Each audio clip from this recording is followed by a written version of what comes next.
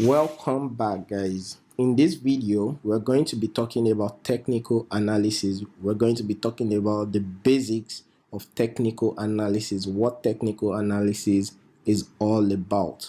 So without no further delay, let's get to the point. Technical analysis is a type of analysis for forecasting the direction of price through the study of past market data, primarily price and volume.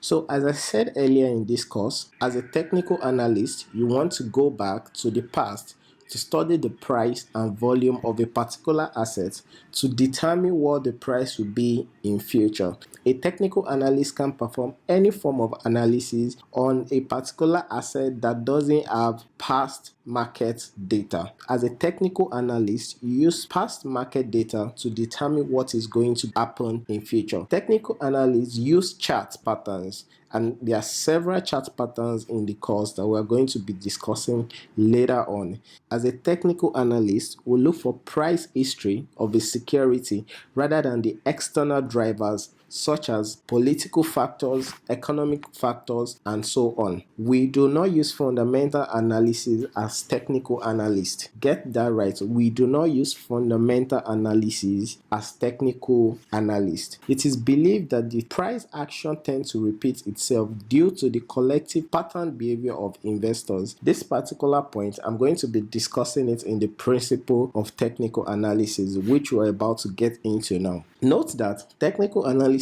is a really powerful tool for making money. Without technical analysis, you can't become a trader. So let's get to principles of technical analysis. There are three main principles of technical analysis. We have the market action, discount everything. The second one is price move in trends, and the third one is history tends to repeat itself. So the first one, market discounts everything. The technical analysts believe that everything that could affect the price fundamentally, politically, psychologically already reflected in the price of that product. So for example, as technical analysts, as traders, let's say I want to trade Naira, for example. I'm from Nigeria. I want to trade Naira. I do not need to check what is going on in politics. I do not need what is going on in the entertainment industry. I do not need to go and check what is going on in the exports industry. All I need to check is the price of the currency, because the price of the currency represents how the economy is doing. So as a technical analyst, I will check the price of the currency. If it's going up, that means the economy is doing well. If it's going down, most likely the economy is doing not too good. And if it's sideways, it's not going up and it's not going down, that means the economy is stagnant. I want to use the price of the currency to check how the economy is doing, because we believe that anything we need to know about a particular product, a commodity, or a coin already shows in the price. So as for price move in trends. We technical analysts believe that prices trend directionally. It could be up, it could be down, and it could be sideways.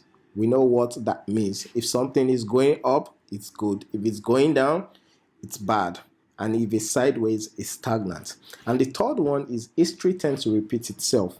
So as a technical analyst, we believe that investors collectively repeat the behavior of investors that preceded them. So for example, if I notice that every time Bitcoin gets to $100, the price drops. So the next time I'm buying maybe around $80 or $90, by the time it gets to $100, the first thing that comes to my head is previously, few days back, when the price got to $100, it dropped. That means at that point, $100 is the supply zone, is a resistance. So by the time the price gets back to $100, I want to sell, because I already know that the previous investors sold at that point.